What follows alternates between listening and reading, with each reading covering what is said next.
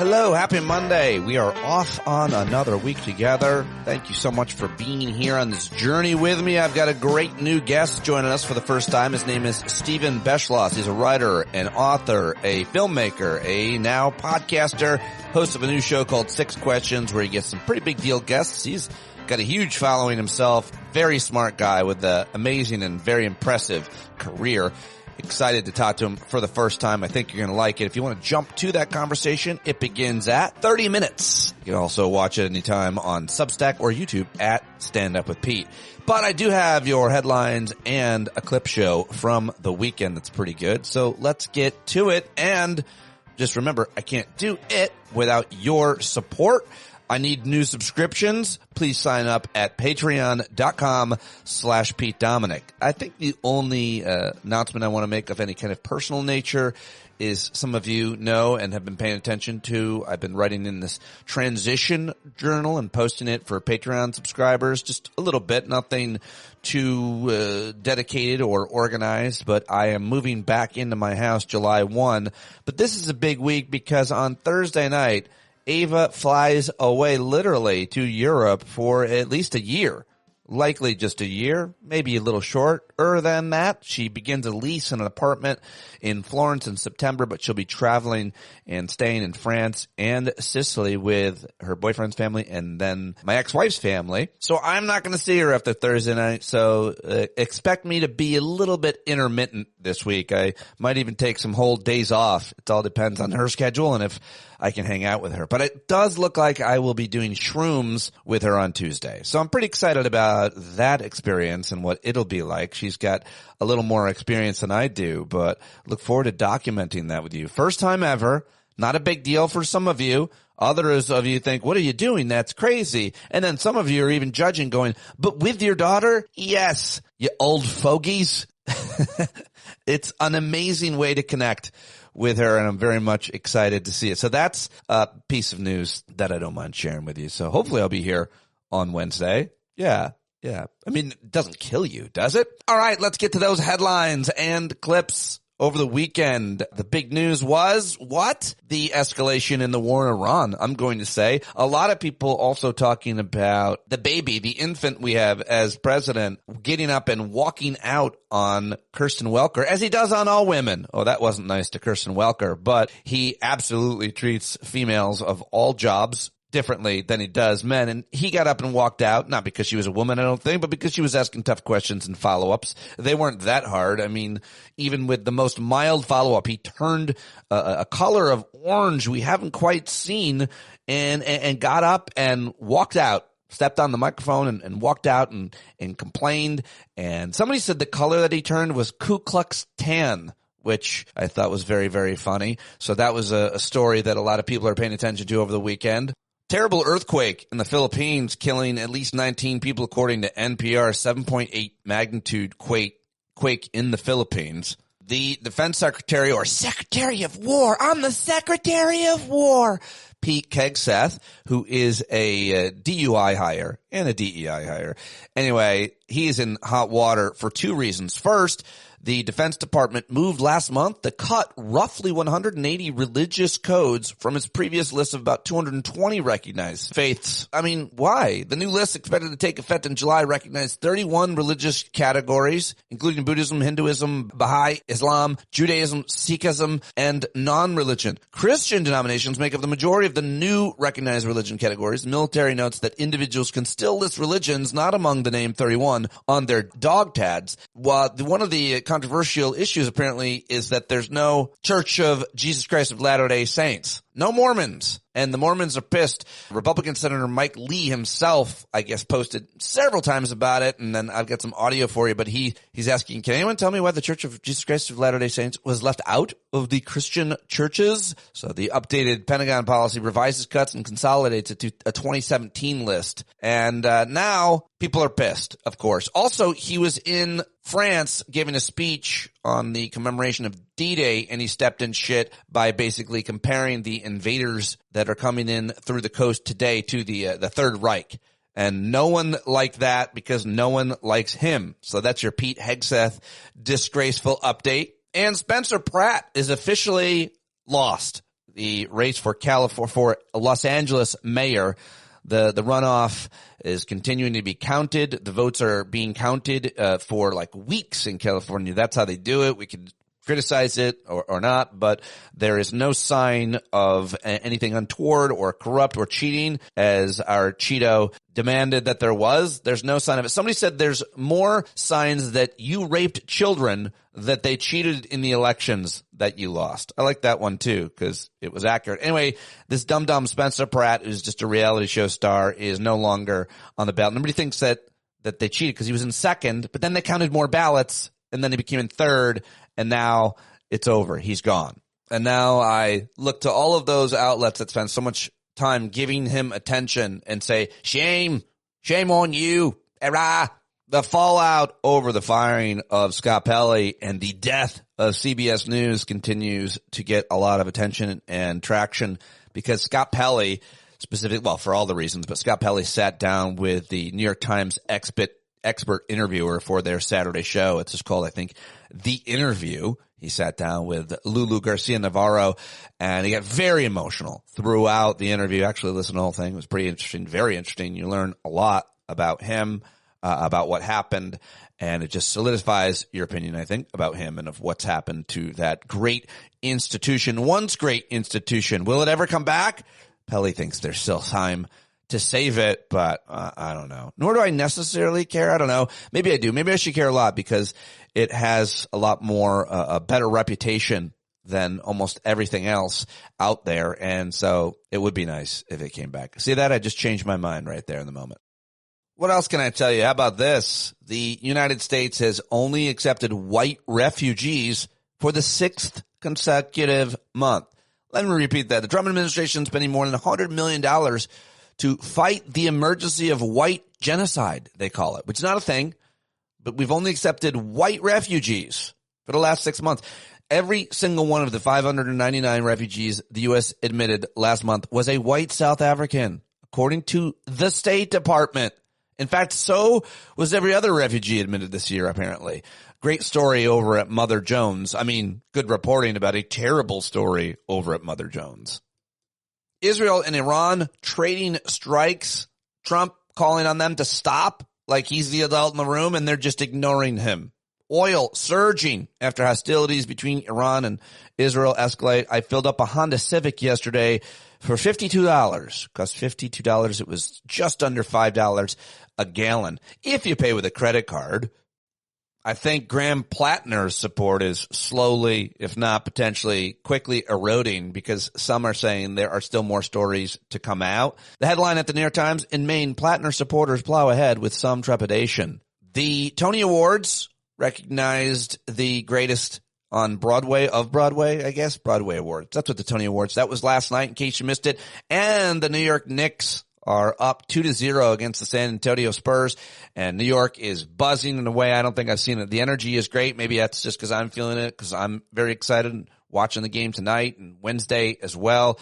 And also, we found out that Donald Trump is coming to that game on Wednesday, and so they canceled and are restricting these kind of organic gatherings of fans outside the Madison Square Garden in New York City. And you got to get there 2 hours early. It's just putting a real damper on it for fans, making the hatred for him that much more intense, because everything it touches dies. But the Knicks won't. They're going to win despite it. I don't think they're going to be fazed by that at all. The players won't care. In fact, they're probably more inspired to make sure that there's nothing that anyone thinks that he has control over. We try to do that, right? We try to prove where we have control still in all of our lives. And there's a lot of it.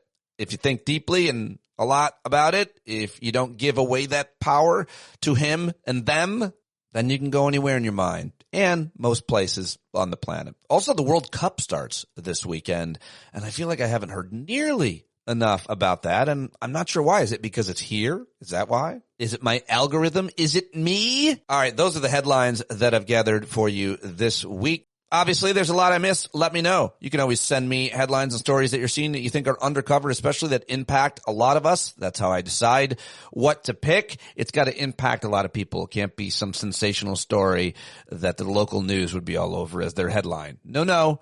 It's got to be a policy or a judgment And speaking of which, I forgot to mention that there's a lawsuit that's been filed against the UFC match, which is supposed to happen, I believe, Saturday, June 20th on the old evil person's 80th birthday himself, but a lawsuit attempting to stop the UFC fight at the White House on his birthday. And I don't know. It seems legitimate. There could be a stay, which would ruin it all. There could also be a torrential rainstorm, right?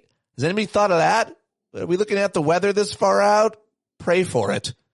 All right, let's get to that clip show. These are clips that I've found, some of which you sent. Send them over, standupwithpete@gmail.com. First, we go to comedian Jason Salmon. I interviewed him for the first time, met him for the first time a couple weeks back, and people are still sending me emails saying how good that interview is. It is evergreen. I think you can listen anytime. Get to know him. He's a hilarious, very socially conscious guy, and just he seems like a really good man. Honestly, very funny, obviously, and very connected. Puts a lot of work into these segments that he posts on Instagram and everywhere else. Another weird week is what he calls them, and I just do an amazing impression of it. Another weird week. Pride and Protest Ice edition. Pride Month. When a bunch of closeted politicians pretend gay folks offend them and malnourished migrants don't. As New Jersey and Texas detention facilities face intensifying scrutiny, the DHS secretary refuses to even commit to follow court orders. In Laos, divers rescued miners who were in danger in a cave. In Congress, Bondi passed the buck on miners who were in danger in those files. If you rioted on January 6th, you were likely either convicted of crimes against kids or given a job in the government. And while the AG got rid of a slush fund, Hegseth dipped into his lush fund. He went to Shangri-La. I assume it's because he thought they said sangria. He also blocked women and black folks from promotions and is trying to keep the press from reporting it. The president named a mortgage broker director in national intelligence despite his lack of intelligence experience and also intelligence. The president said ceasefire just means more moderate fire, which would explain why he also doesn't understand that no means no. Rubio said the war is over while they tried to cover up injured soldiers as our Reaper drones, like their excuses for the economy, we're still being shot down. The president claimed he had a 2-hour meeting discussing a peace deal. That's only 1 hour if you don't count nap time. Ukraine might be beating Russia while the president refuses to help them, continues to help Russia, and ignores the help that Russia is giving Iran. While he sues another newspaper for reminding us he was in those files, it turns out that 60 Minutes ticking sound was just a time bomb, and it went off. The Supreme Court wants to make Alabama racist again. The OMB wants grants to be political because they don't understand Alzheimer's science, and Besant lied so badly, even his face got ashamed. While America hemorrhages manufacturing and gas prices surge towards $6 a gallon, billionaires are also struggling. Just kidding. Billionaires are doing great. While Americans and the president's health could both be described as sick and tired. Hurricane season's beginning and you might not be prepared, but don't worry. Probably doing better than FEMA. They think El Nino's an immigration problem and hurricane season's just a drink promotion at Applebee's. They dismantled a system monitoring oceans, paid hundreds of millions to stop wind projects, and are now even paying even more to prop up coal plants. But as Lex Luthor builds himself monuments and buys himself get-out-of-jail-free cards, people are waking up. The SAVE Act failed in the Senate. The Ukraine aid bill passed in the House. War Powers Acts passed in both chambers. Even UFC fighters are coming out against him. He was forced to give up the Kennedy Center, the slush fund, and his trans-military ban. His Lollapalooza lawn concert is now just a rally for him to blame his failures on Biden and windmills. The last throes of lunacy as the walls close in on a trapped snake. Sometimes when they go low, we just point out it's because they're a snake. And like Scott Pelley, sometimes you gotta do it to their face. As a president can hire all his sycophants and build all his monuments, but in the end, presiding over the destruction of 60 Minutes, it's the closest he'll ever get to being timeless. Have a good weekend. Stay ornery. All right. There you go. Jason Salmon. Very good. Very funny. Very smart. Hopefully you enjoyed that. Was it too long? I think 2.5 minutes comes in okay, right? You like it? I'm going to continue doing it whenever I see him. I think he drops them every Thursday. I got to ask him. Get him back on the show as well. Okay, Real Time with Bill Maher was on HBO Live on Friday. It's still a thing, and he finally had a black woman on. And this clip from his guest, Susan Rice, who's a former national security advisor, I believe for Obama. This is why I think he doesn't have black women on as guests. Apparently he likes to date a lot of them, but here's Susan Rice. What we did and why I think it was the right thing and why I think, unfortunately, we're really on the wrong course right now. First of all, Iran, as you said absolutely correctly, poses threats on multiple dimensions. Its missile program, its support for proxies in the region, its human rights violations. But the way it poses a direct threat to Israel, to our allies in the region, to Europe, and potentially to the larger international community is if it were able to acquire a nuclear weapon, or weapons plural. And so back in 2013, we began to try an effort without using force, but using economic pressure and sanctions that brought Iran to the negotiating table. And after 2 years of negotiations, resulted in a nuclear deal that prevented Iran from building a nuclear weapon. Based on inspections? Based on, not just inspections, based on taking 98% of their fissile material out of the country, shutting down their plutonium reactor, making it impossible for them to put in place the most highly sophisticated centrifuges. And you know they weren't cheating? We know it for two reasons. How? Two ways. One, the intelligence community of the United States and even Israel validated that up until 2018 when the prior president pulled out. Not Israel. Yes. And secondly, that they were not cheating on the Iran nuclear deal. That's not what... And secondly, the IAEA had, the International Atomic Energy Agency, had 24/7 intrusive inspections in all of Iran's nuclear facilities. So when the United States withdrew from the nuclear deal, the deal was being implemented fully. But even if you don't buy that... Why wasn't if Netanyahu thought they weren't cheating, why was he so adamant to get out of the deal? Because this is the right question. It gets back to your original point. It wasn't just about nuclear in the minds of the Israelis. So he was lying when he said... No, not lying.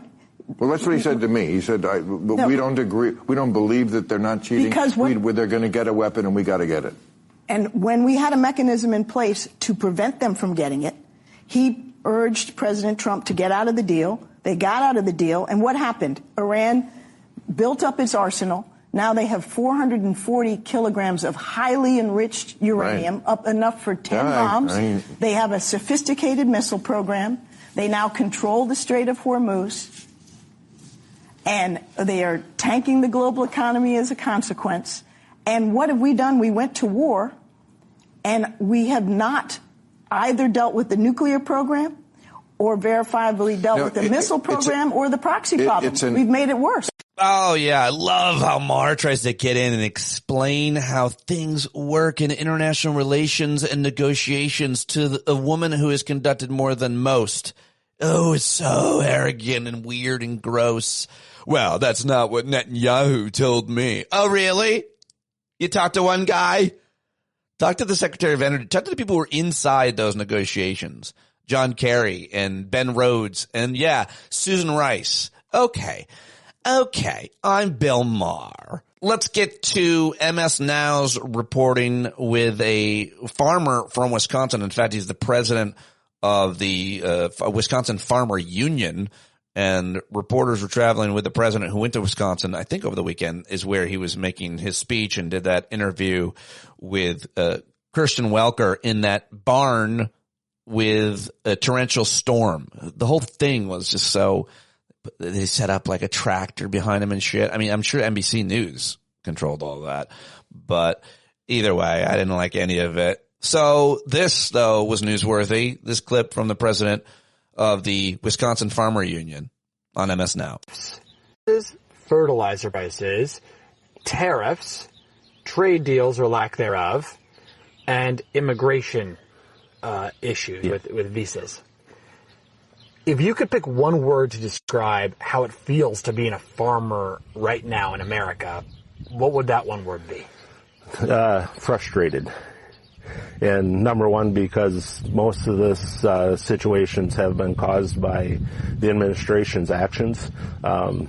Farmers understand weather and what weather can do to us and how that affects us. Either too much rain, not enough rain, tornadoes, floods. That's all something that, that's Mother Nature being at her worst. And to adjust to that, it's a lot easier to understand that we have to do something different. But when you have to try to figure out on a daily basis what's going on with your markets, what's going on with the products that you have to buy to keep your farm going is a real frustration of having to deal with something that's man-made. So these are unforced errors. These are issues that are coming from D.C. That would probably be the best way to say it. Is it's something that, if done correctly, may not have caused as many headaches as we're seeing. President Trump says that farmers in America have a champion in the White House, somebody who's going to fight for them, somebody who's going to have their best interests at heart. Is that what you've been seeing? In my opinion, no. Certainly there's a lot of folks that are diehard Republicans are going to say he's been the best president ever. In reality, some of those trade deals that he's got, the Biden administration actually started those discussions with those countries. So he's just a beneficiary of what's happened in the past. And, it's one thing that is a frustration of mine with a lot of Americans is that we just look at what happened yesterday, not what happened 2 years ago, not what happened 4 years ago, not what happened 5 years ago. And if we start to look at a little bit more history and see how history has treated the country and what's happened in politics, especially in the past, maybe we would wake up to what's happening to us today and realize that we need to change because the current makeup is not working for the vast majority of Americans. Well, you heard it there. You guys sound like a Democrat or just a smart person. And usually farmers know their business. They're pretty smart about farming, that's for sure. But too often, obviously, vote against their own interests. That's me saying it. How about this clip? A California elementary school is going viral after staff members were seen wearing pride shirts while greeting students at the start of the school day. This footage just quickly sparked backlash online. Some of the community members were criticizing this display. Others, of course, defended the staff and argued it was a message of inclusion and support. So this clip between a parent and the principal, you can hear the audio really well. And it's just like 37 seconds exchange between the principal and apparently a mom dropping off her kid. And everybody's falling in love. Well, good people are falling in love with this amazing principal whose name is Laura Andrews. And I love when good people, brave people stand up to ignorant people and fight bullies. And that's exactly what this principal role models as she's guiding traffic at the traffic circle. So you could argue this dumb mom is creating a dangerous situation as well. But the principal didn't. She was cool and calm, unlike me. Hi, can you tell me what's going on here today? It's cool. Yeah, why are you wearing that shirt today? Because I like to be in clothing. What does it say? It says all are welcome here. Do you think all parents want to see this at their school? Yep. Really? Yep. Can I have you move because we've got traffic backing up? People are trying to I had a mother send me a note saying she doesn't want this at her school. Okay, you can send her my way. What's your name? I'm the principal. You know my name. We talked. Oh. So I need you to move because you're blocking traffic. Thank you. Have a great day. How many teachers were wearing these I need you to go ahead and move your vehicle. Have a great day. Okay, I'm going to come visit you in the office in a second. Have a great day. I'll come see you. All right. Oh, it's so good. And just a hot tip. If you definitely know who you're talking to, don't try to then press record on your phone and act like you don't know each other. I mean, the principal's like, you know who I am, and I know you're filming, which is why I'm not calling you out and being petty, because you're filming. You know exactly who I am, and I will see you later to smack you about a bit, metaphorically, of course. And I'm not sure who did this super cut of the New York Times interview with Scott Pelley, but it's an all edited up, chopped up cut, and I think it works, translates through audio, so I wanted to share it. But if you're not getting something, you might fast forward 30 seconds. Here it is. Murdering 60 Minutes. Senior staff wiped out after a triumphal year. Our very best correspondents summarily fired for no stated reason. The president of CBS News, Tom Sabrowski, sent me a note and said, can you come by and talk to us? And I said, absolutely. I walk in the door and I see Barry Weiss is sitting in there, and I think, this is terrific of her. She's come to this meeting. Before I could take my seat, Tom Sabrowski said, this is a firing of defense. And they were unhappy about the meeting that had occurred, a meeting that had ended in thunderous applause for me because somebody had stood up for the broadcast. I turned to Barry Weiss, who was sitting to my left, and I said, let's talk about the firings. Why were the firings necessary? I'm not answering that question. Not long after that, the email came through and said that I'd been fired. The people running CBS News will not be questioned. Lawsuit against 60 Minutes caused a great deal of concern in 60 Minutes. Paying the bribe broke our hearts, but they did it to get the sale through. My colleagues and I thought, great, that's behind us. We have bright new leadership, financial resources. We're in better shape than we were before. They paid $16 million to the president. Paramount denied that those two things were linked, that payment and then the deal going through.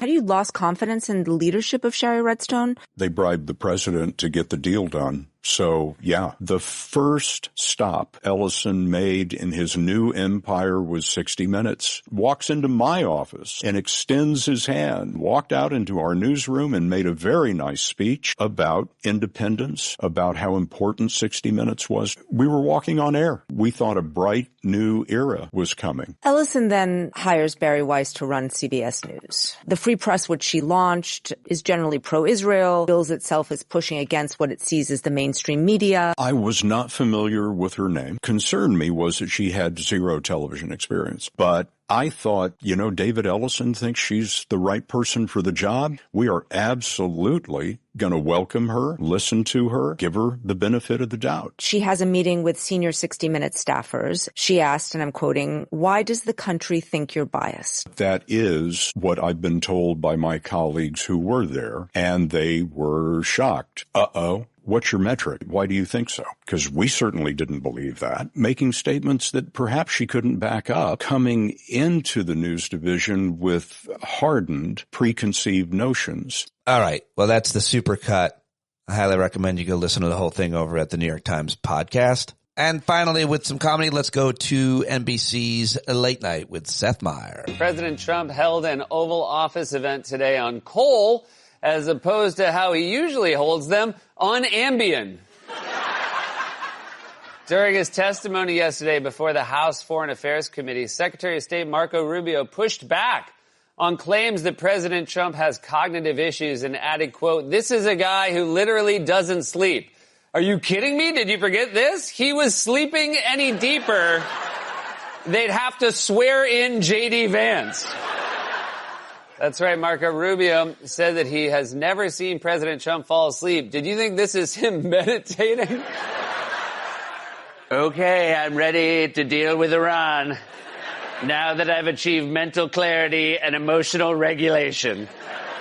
During an Oval Office event yesterday, President Trump said that his administration removed homeless encampments around Washington, D.C. in time for the country's 250th anniversary and added, quote, that he has, quote, regrassed many of the areas. Oh, yeah, he's definitely regrassed. Some would say he's regrassed all the way to childhood. During the same event, President Trump said that his trade advisor, Peter Navarro, knows more about China than any human being on earth, except for Chinese President Xi Jinping and maybe, I don't know, 1 billion other people. That's like saying you know the most about London because you did a semester there and now you say chips instead of fries. The Archbishop of Washington, D.C., Cardinal Robert McElroy, yesterday removed a priest as an exorcist because of his comments about UFO sightings. Because the last thing you want is an exorcist who believes in a bunch of crazy stuff.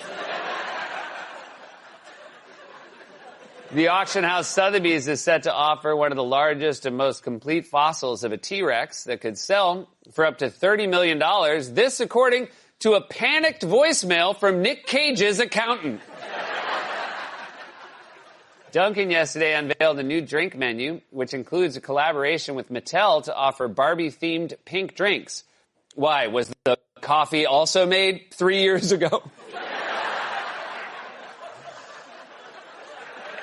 And finally, today was the 130th anniversary of Henry Ford's test drive with the first automobile he ever designed. I think if he were still alive today, he'd say, "Oh my God, what have you done to her?" There you go, Seth Meyers and Late Night with Seth Meyers. And now it's time for the featured interview. My guest interview, the headliner, and he's a first-timer. Always introducing you to new guests, bringing on the regulars who you know and trust every week as well. But he has a brand new podcast, and it's being produced by my old producer, John Bertolo at SiriusXM, who I love and admire a great deal. He and I started together.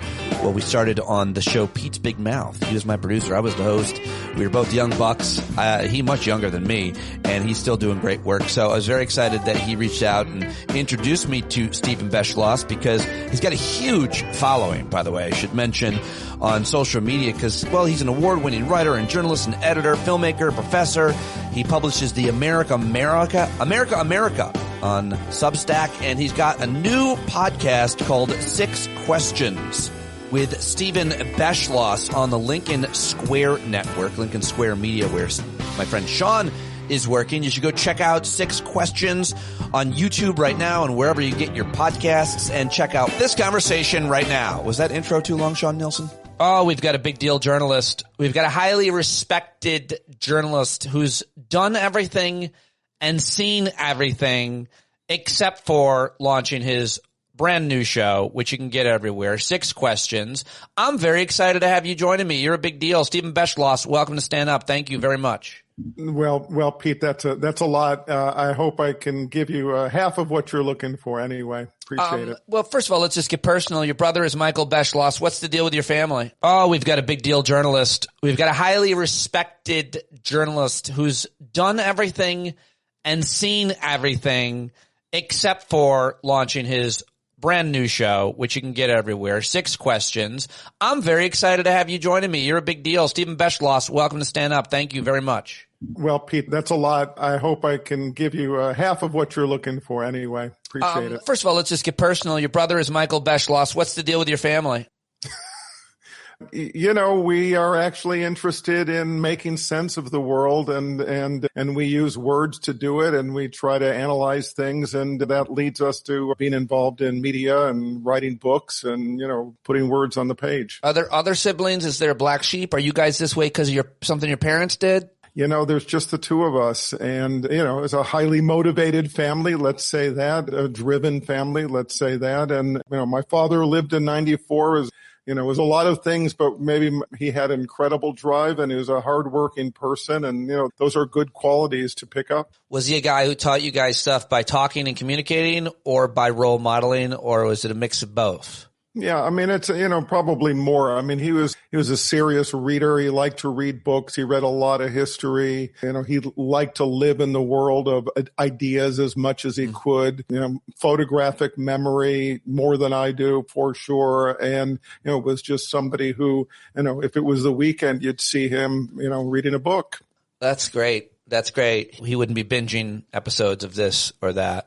How about Mrs. Beschloss, and then I'll leave your personal life alone. But I just think it's fascinating when, you and your brother are just these curious, brilliant journalist, writer, historian. It's just how do people end up that way? So I often think about nature versus nurture. I say it's nurture. Yeah. Well, it's a combo package. I think that's fairly much guaranteed. All I'll say, we could go on for an hour about it if I want to talk about my parents, but I will say this, my mother, maybe the most important thing that she did was that she communicated compassion, and she communicated her love for things, including dogs, by the way, and her love of travel and her love about other cultures and people from other places. All those things I think are very important to me. And you have a beagle of your own. Best breed? I do. Yeah. An American Beagle. So almost 10 years old. Would you argue that's your favorite breed of dogs, kind of dog? Well, that would be a fight with everybody we talk to based on whatever it is that they have. But she's a very spirited dog, and maybe more spirited than I might have imagined. But the best communicator of all the dogs I've ever had. She's always very specific and saying exactly what she wants. I love it. Moment to moment. So that's a skill. Well, it seems like you've started to become that way as well. I mean, you come up as a traditional journalist trying to not necessarily insert your opinion, your thoughts into a story, onto a subject, but obviously that's changed for all of us because of, I would say, the election of Donald Trump, the direction that we've taken here. But how do you describe, what are the words you use? I've seen journalists who I respect, I want to say like Amasha Gessen and an Adam Serwer, who talk about that journalists need to now have a clear kind of moral objectivity, be able to tell right from wrong, not host a debate on slavery, pros and cons. Yeah. Yeah. Well, look, I mean, and that's sort of the tradition, right, of journalism, right? There's this side and there's that side, and we're supposed to just stay in some kind of detached, neutral space in between that. And the truth was that for the longest time, I mean, I did and I do take the gathering of and the using of facts as being really important. That has to be a foundation of ideas and opinions and moral positions. But I think for me, you can absolutely track it to 2017 when I reached a point where I realized, and I will say I started to, and I just started on Twitter at that point, and I realized, it's not enough just to link to some articles and give sort of some basic facts on things. It was very important to differentiate right from wrong, true from false, normal from, absolutely crazy. And what I discovered was that the more I did that, the more that it resonated, and I built an audience with an awful lot of people because people were trying to make sense of things, right? And they were not only trying to figure out what the hell was going on, but they also wanted some guidance to the extent that I could on, what do we do?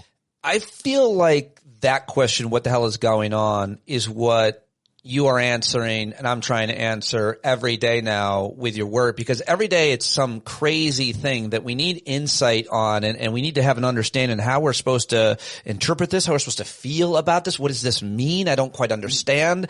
You are doing this with your work and always have been, but tell me a little bit about, you got a new show. It's called 6 Questions. You're working with the folks over at Lincoln Square. Is that right? Yeah, and my old colleague and friend Sean Bertolo, who is producing, he's a super talented guy. So, you must be doing something good.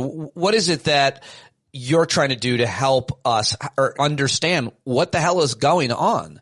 Well, the sort of the simple pitch is 6 questions, one sort of overarching idea, necessary issue, that gets at the underlying forces, right? The undercurrents that are shaping society and that are facing our democracy, and, do it with speed and focus, hence 6 questions, not 60 questions. There will be follow-ups. There are follow-ups, but to try to do it in a very focused way to really get at insights, observations, sort of the deeper currents that get behind the news. There are plenty of people who are going to go through the mechanisms, the machinations of all the daily stuff and give you their hot takes.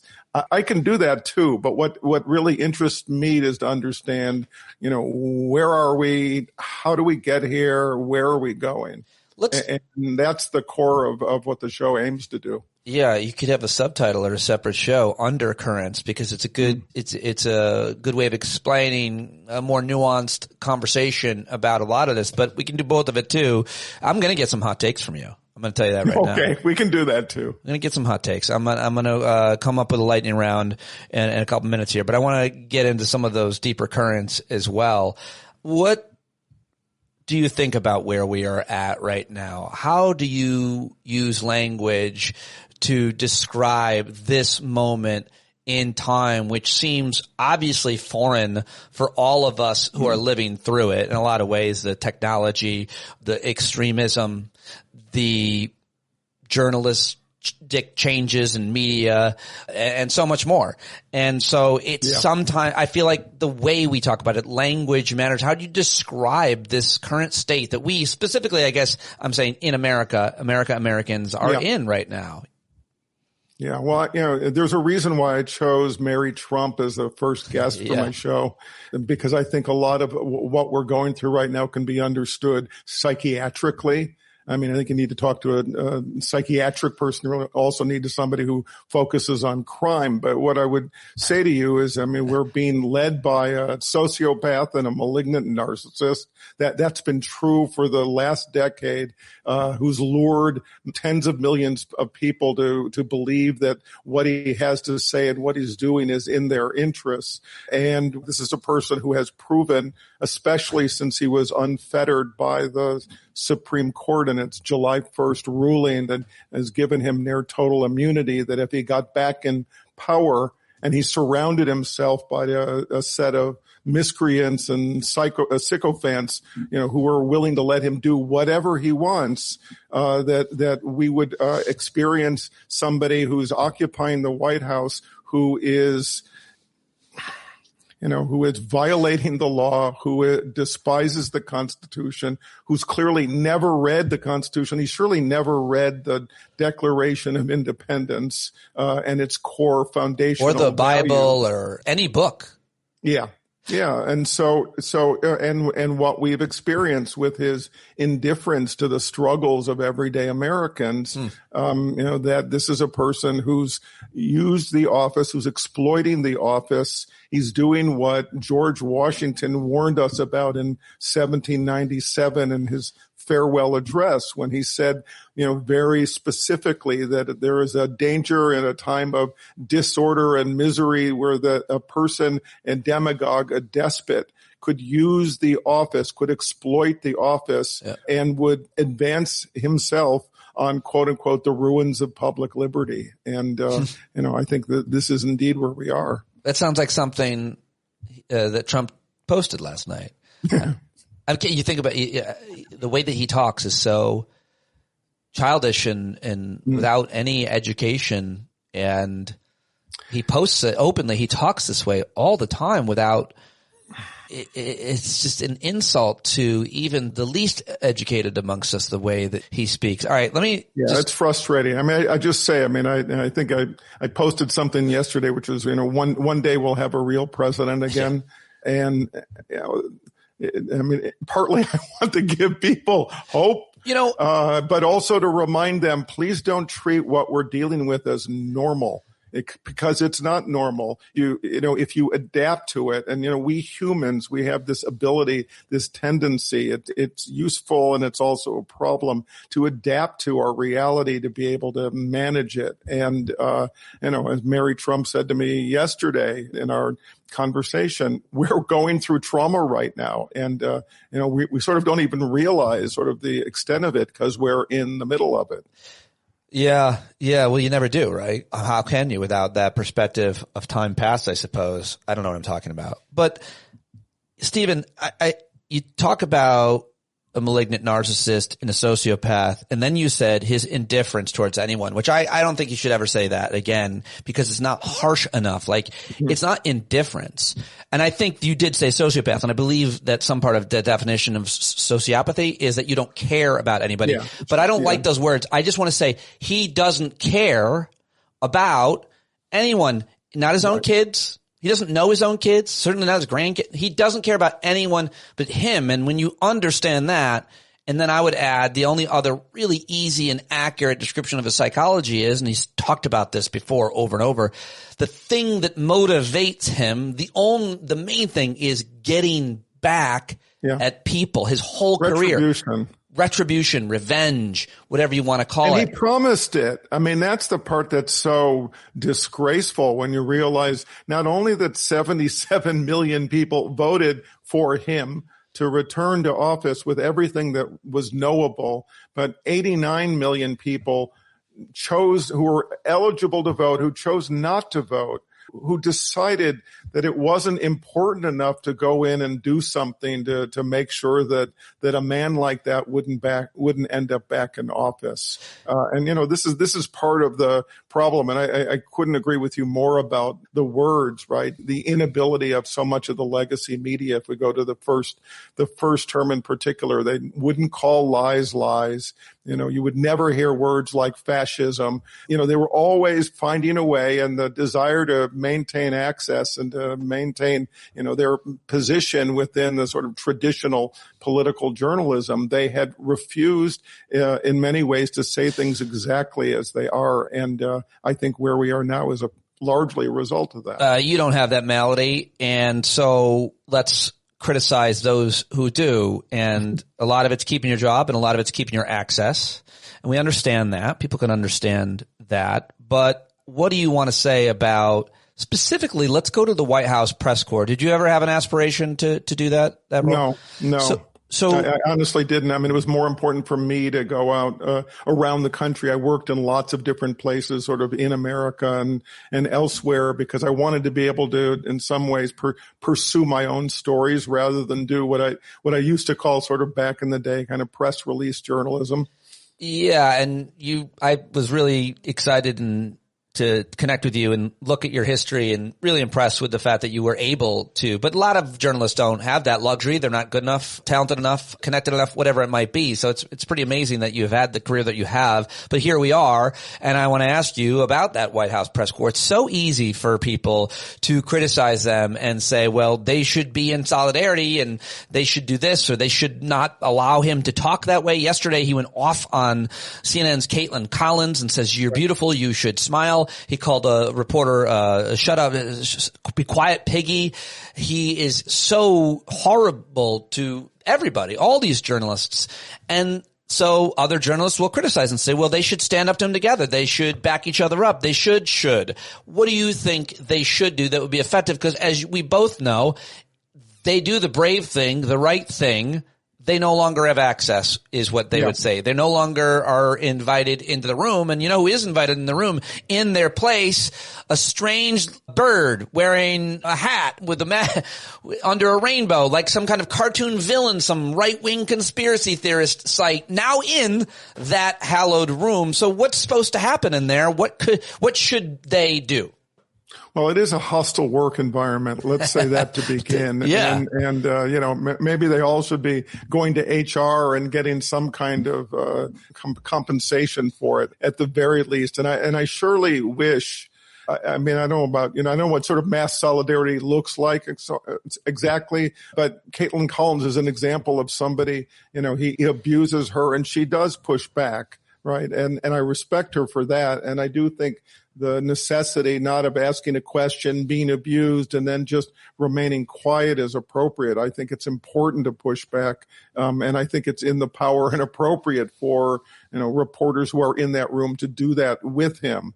On the other hand, I understand the decision that's made. Access is important, so they're willing to tolerate the horrors of war to be able to gather information. But it undermines the utility of what they're sharing with us. In other words, how valuable is it always to hear what Trump says is happening? Because most of the time he's lying. I mean, he's a pathological liar who will say anything. How many days has he said he's declared victory in Iran? How many days and in how many ways has he lied about what our day-to-day reality is? The greatest economy in the world, and we're the hottest country in the world, and we can go on and on to give examples. But I think in some ways I agree that they can exit en masse, and then it's going to end up just being worse. So it's good to have some legitimate people who are serious journalists in the room and tolerating the abuse. On the other hand, I think it behooves everybody who reads it or watches it or listens to it to sort of step back and say, how much of this stuff can I actually rely on when it includes a phrase like Donald Trump said? Yeah. But it includes a phrase like Donald Trump said, and then quotation marks around what he's talking about. Okay, well, I don't need a data scientist or a political scientist or a respected journalist like yourself to tell me anything else other than the only thing that matters is gas prices. Right now, I feel like COVID was the reason why I didn't get reelected, and gas prices is what's taking him down. The price, because it affects, of course, the price of everything. So it's not the war. It's not his insane behavior. It's not his destruction of democracy and the government as we know it, and hundreds of thousands of children dying as a result of cuts to USA. It's none of that. Americans care about themselves, mostly gas prices. Tell me I'm wrong about that. Tell me there's some nuance that I'm missing. Well, I mean, look, I've been, ringing the alarm bell for a decade. I've been ringing it louder in recent years. I really thought leading up to the 2024 election that I was ringing the alarm bell pretty loud, and that maybe there were a lot of people that heard it. People are engaged in what I would call sort of normalcy bias, and normalcy bias is where you adapt to your reality, right? Where you refuse to think things are as bad as they are. You refuse to imagine that disaster or catastrophe may be in our future.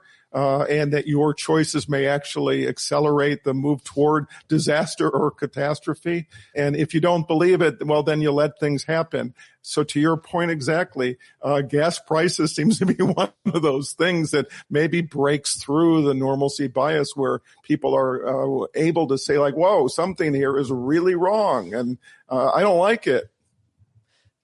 I have three other big questions for you, and then I think we'll hit the lightning round if I can remember them all in my head here. But one is, there's a discussion, I guess, you've probably participated in, written about where we go from here. And maybe we shouldn't be having a conversation about the future, because it'd be amazing if we'd made it through to the weekend here in America. But that would be the future too, just the near future. You and your words and them meaning things. So I'll give you the binary and you can reject it. Sure. Is it about trying to restore what we've lost, or is it about recreating something so we never end up here again? That's my binary. Again, in my first episode with Mary Trump yesterday, we agreed on one simple thing. There's no normal to return to. And I think in my view, one of the failings of the Biden administration is that he put in an institutionalist like Merrick Garland as the Attorney General. He spoke beautifully about the value of democracy, and in ways that felt comforting to people like me, like you, I think, who care about democracy and so forth.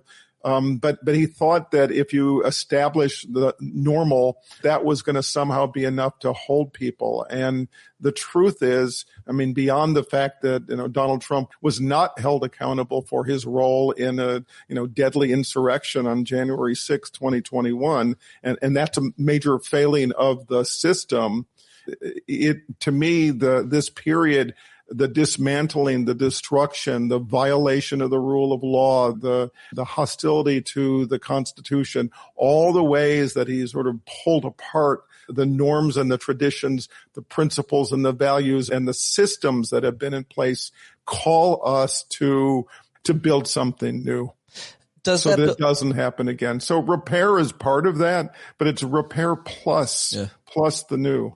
Does the repair plus the new start something new, in your opinion, include major changes about the structure of the Supreme Court, adding justices to the Supreme Court? Do you think that's debatable? Smart people can disagree, or is the only way forward for at least this generation, given lifetime tenure and the ages of the current justices, that you gotta, as many people who I respect, con law scholars, you gotta stack the court, you gotta add justices. What do you come down hard on anyway there? I do believe you have to have term limits. Lifetime was back when lifetimes weren't so long, right? That's, so now we get these people for 30, 40 years, and that can be a horror, as we're seeing. Do I think we ought to expand the court? I do. Because, right now we're in a very dangerous place with people who are not committed to precedent, and they're not committed to the law in a way that, except how it serves their own their own political agendas or partisan agendas. So that, I think it needs to be addressed. I mean, the other point I would make, I'm not simply plugging, but my next guest for 6 questions is George Conway. And the reason why I wanted George, I mean, he's a fierce Trump critic, happens to be running for Congress. But what I'm really interested in is that George, sort of like me, one of his most favorite topics is accountability. And so I think that a lot of what this next period requires, requires accountability, and whether that's right after the midterms or it's the next president, in both cases, the need to have, something that hasn't happened a long time in America, which is to actually hold people's traitorous behavior accountable. I fully agree. And I've been wanting accountability, and nothing has frustrated me more, because I've been doing this long enough, that there wasn't accountability for plenty of things around 9/11, the financial crisis, the Iraq War, and COVID and Trump won, if you will, that wasn't held accountable. But I think it's cute and quaint that you and Mary and George and my last guest, Celeste Headley, think that America, as you just rightly admit, is going to find some apparatus or path to accountability, or that even the majority of people want it. I am not that cynical, but when it comes to America's apathy, I am. It's all anecdotal, and we haven't had accountability in my lifetime. And before, there was no accountability for the Vietnam War either. So, why do you or anybody else, it's not a question of should there be, but think that that's something that's going to motivate people, I guess, that's something that people really care about. Accountability is something that foreign countries do. I've seen Iceland do it. I've seen South Korea do it. I've seen Hungary, they did maybe. It during the French Revolution, and they did it, in 1945 after the demise of Hitler and the end of the Nazi the Nuremberg regime. trials, but in our lifetime, in America, haven't been two things. Let's add to your picture, which is the failure of Gerald Ford to hold Richard Nixon accountable. Sure. The pardoning of Nixon.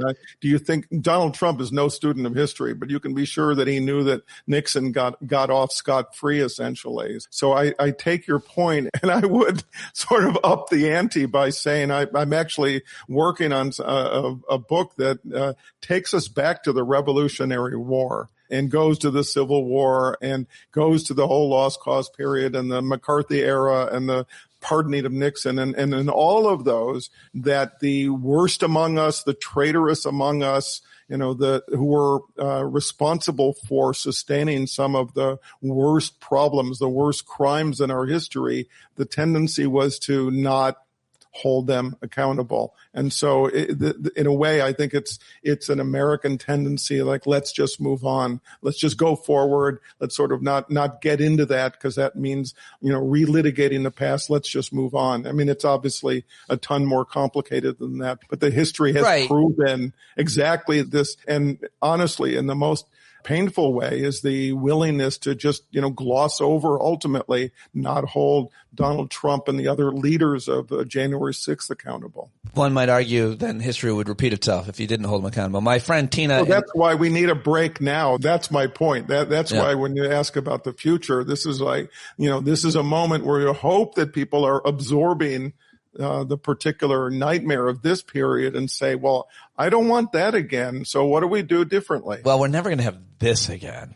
My brilliant friend Tina in the live chat says, I think for many Americans, the apathy about accountability for the elites is simply the belief that it will never happen. You know what? And I've said this sort of publicly, more than once. And this even concerns the invoking of the 25th Amendment. It's impossible until it becomes possible. That works for me.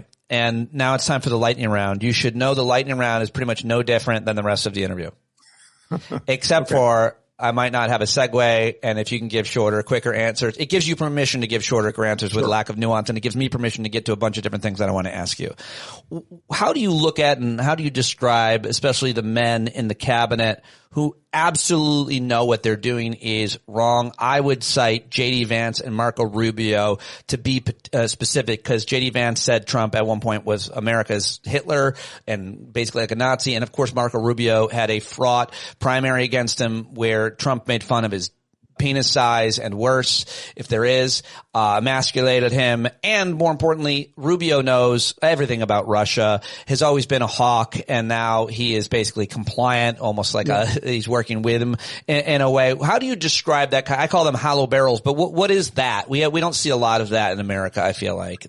The cowardice and the sycophancy, the spinelessness. Yeah. I mean, all of that to me, if you have to give it in a phrase, is the abject hunger for power. And in this particular case, the ultimate proof of how power corrupts. Okay. I'm looking at the chat. Now we have a silly, easy one to get to know you. And this comes up from an earlier conversation. Are ice cream sandwiches only for kids, sir? I'm a huge fan of an ice cream sandwich. Oh, really? You say that as a grown man? I am indeed. Wow. Why not? The courage and bravery. Why is China's form of autocracy worse than democracy? They seem to get a lot done. I lived in Moscow. I spent a lot of time in Russia in the 90s. And, after the fall of the Soviet Union, I'll try to do this very fast, and sort of the rise of, sort of the various leaders that followed. And there were a lot of everyday Russians who said, gosh, why couldn't we be more like China? Democracy seems like such a mess, but if we had a system like that, you would have a government that sort of tells us what to do, and they seem to have figured it out. So, we have a big problem, I think, which is a generation of younger people who don't have a lot of belief in democracy, and that's made, this idea of forget parliamentarian, complex self-governance. Let's just have a strong man to take care of things. Criticize Bernie Sanders, AOC, or Mamdani's form of democratic socialism or politics. Can you? Do you like it? All of them at once, or I get to pick one? Well, they're different, right? But I mean, I would argue that Sanders made the way for a lot of others in this generation to support the kinds of policies that he does. And I think they have become widely popular. I hate the term democratic socialism. I like the affordability term, but I more particularly am interested in policies like, what are you going to do to help people with employment, healthcare, and education? Let's argue those out. And I don't think the past is prologue. Is the past. I think that these policies work, but I want to know if you think they don't. Is there any criticism that you have seen, what you've seen around the world of what they're trying to do? I mean, look, I honestly think that the need to criticize oligarchy, and let's add to that kleptocracy, and the idea of a powerful elite that is largely controlling our country and that has abandoned a commitment to democracy in the process. You can argue against the sort of traditional ideas about socialism because they sound like central control, command and control. But the truth is that I think what underlies each of them is actually a belief in equality and trying to build a system that actually serves everyone, not just a tiny elite. That seems to me to be a pretty core goal of a progressive America. Will you do an episode of your new show, 6 Questions, about anything related to AI? I haven't dug into it very much, to be honest with you. I'm not a Luddite on the other hand, and I'm not sure that I'm terrorized by it, or that I'm terrified of it. But I do, think there are probably other people who are better focused on technology than I am. Yeah, and I'm in I think a similar vein as you. You wrote a book called The Gunman and His Mother. Did Lee Harvey Oswald kill JFK? Yes. Is there any conspiracy around that you have ever bought into? It's really easy to do it. I mean, the whole mission. Are there questions you have? My whole mission sure. I mean, you can go to, the month before the assassination when Oswald went to Cuba. He went to Mexico City trying to get to Cuba. and he met people in the Russian embassy, and he went to the Cuban embassy, and he was living in New Orleans at a time when there were a lot of mafia people. There were a lot of people around him who had insidious purposes, and was Lee Harvey Oswald somebody who could have been used by them? Sure, that's possible. But what's also true, and this was the purpose of my book, is that, is to look at the trajectory of the boy's life and the downward trajectory in those last years, especially after he came back from Russia, and especially the downward spiral of the last year leading to Dealey Plaza. And the truth is, it's very, very easy to do two things. One, to say he had very clear reasons why he was there that day, for himself, based on his own life, based on his relationship with his mother. And, the fact is, all these years later, all these books that have been written, please name me the other gunman. Fair enough. Well done. Sounds like a really fantastic book. What about that Jack Ruby? Well, why did he kill Oswald? Is that easy to explain, do you think? Maybe somebody was crossed amongst the mafia that he was involved with, and maybe he just wanted to be a hero. I worry so much about conspiracy theory. I've been trying to debunk them my entire career with experts like yourself on any number of issues. I worry now more that the left is leaning into conspiracy theory, which was more the province of the right in this country for a lot. I want to talk about that with you in the future. Last one. What is your cultural blind spot? You're a really smart guy. You've lived all over the world. You've had an amazing career. You've written about all kinds of things, including arts and culture, which there's a section to on your Substack, America.news, which everybody should subscribe to. Is there a blind spot for you culturally in the way, in any of the arts? Mine is music. Like, I love music. I always listen to it. I cannot talk about it. Certainly can't write about it or much else. Do you have one? No. You wrote a film. You're a filmmaker. You're an author. I mean, you've done pretty much everything. So I'm trying to find your weak spot. What to explore. My weak spot. I will say, I used to write about music. I loved writing about music. You know why? Because it was an opportunity to try to find words to describe what I was hearing. Oh, yeah. Yeah, that's good. That's tough. I loved that. Right. That's hard. And I lived in other countries. Partly because I was interested in understanding people and cultures in other places, but I loved the translation of what was going on in Helsinki in 1995 to provide an American audience some picture of what's happening in a place that they don't know, in a place that they haven't seen. So for me, I think a lot of the arts is translation in terms of just connecting to it. And the blind spot, I have been involved in all these things. So sports? What's that? Sports? Maybe sports is, I've never written about sports. There you go. I didn't see anything about sports, so I wondered. I thought you might. Okay. There you go. That's my blind spot. Although I did watch the Knicks win last night. I did too. I stayed up late for me. And I hate to do this to you, but apparently my friend Benny, who's watching live, you said, find me, what no one can answer is the name of one of the other gunmen who shot JFK. And Benny says, Phil.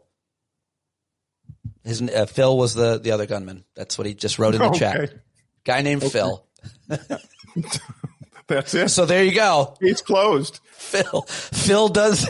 Actually, that doesn't work because an assassin always, you have to include all three of their names or they're not an assassin. So. I'm pretty sure that's so. The John All Wilkes. I can say is that, Margaret Oswald, Lee Harvey Oswald's mother, wanted it to be known that her son was a great hero.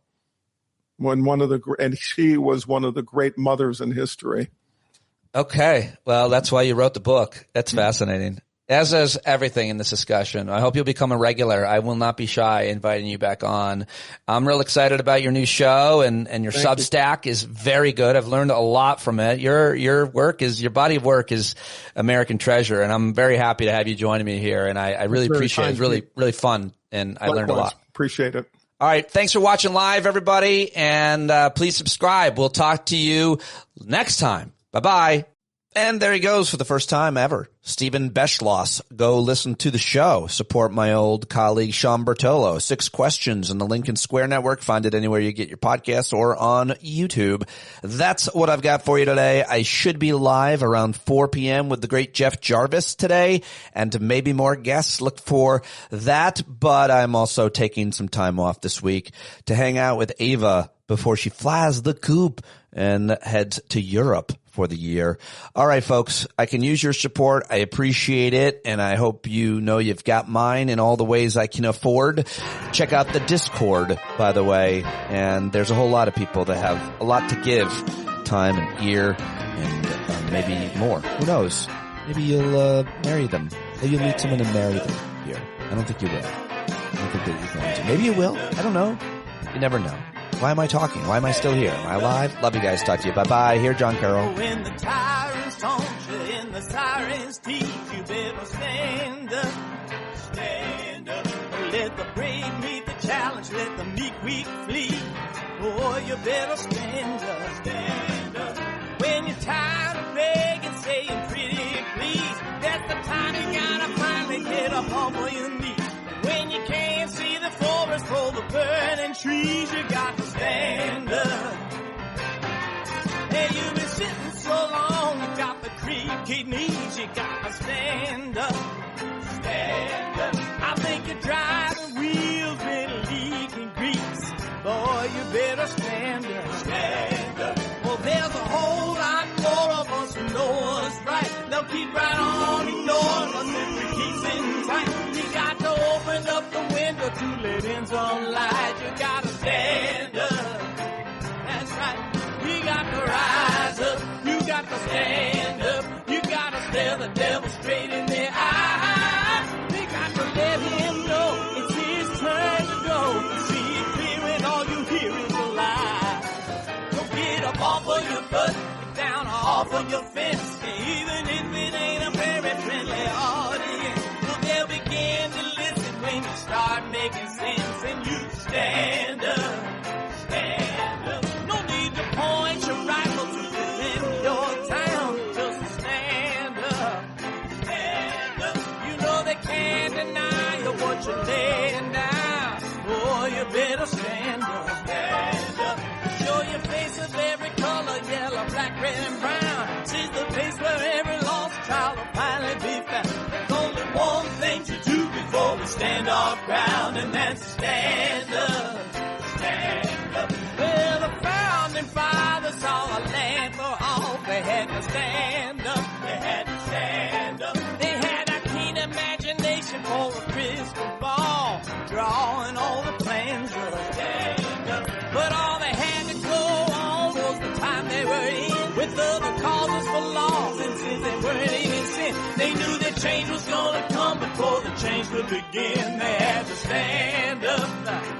All right, they had to stand up. We got to stand up. We got to look the devil square in the eye. We gotta let him know it's his time to go, and make it clear when all we hear is a lie. Why you lying awake wondering where the money all went? It'll be the cost of freedom that'll go unspent. You can see him flee the scene of that experiment if you stand up. Alright, we got to speak up, we got to reach up, and raise your voice in every way you know how. Don't be toes up, you got to show up. Ain't no better time to do it but now. No need to pledge allegiance to no wanton tribe. Rise up, show obedience to the voice inside, and listen well and it'll tell you not to run and hide. It says stand up.